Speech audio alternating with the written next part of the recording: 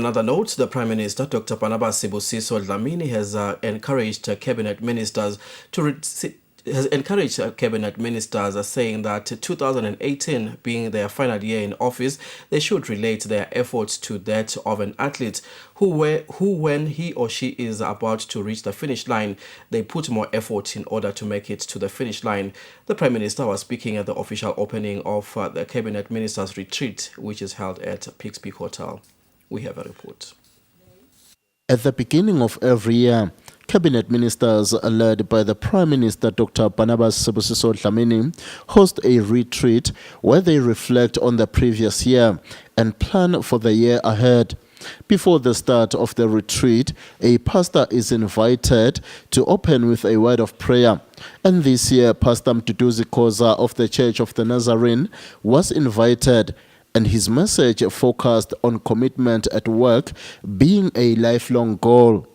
This year's cabinet retreat was once again opened by the Prime Minister, who emphasized that it is the final year of this administration and it is a time to accelerate, and that as they look ahead, they should relate their efforts to the performance of a champion 400-meter athlete who try harder and dig deeper into tape without a nanosecond of concession to fatigue. And that is what he wants from his cabinet in 2018. Applying the criteria that I've mentioned, let us start by renewing our commitment to providing the very best public service delivery for our people and from every agency in government.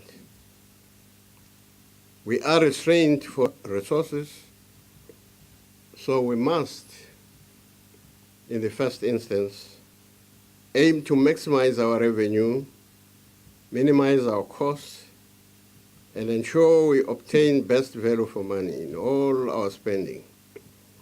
And in this regard, two of the agenda items, fourth quarter 2017-18 cash budget.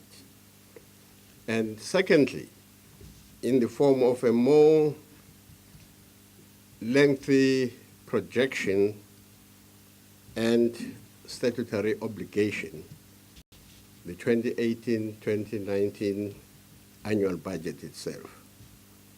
What will be very anxious to see is the reassurance of suppliers of goods and services to government will receive payment of outstanding balances in a fair and expeditious manner. Much attention has been given to this matter, and it is essential that we take care of the private sector. To the same extent, we expect it to look after government in terms of the quality of service.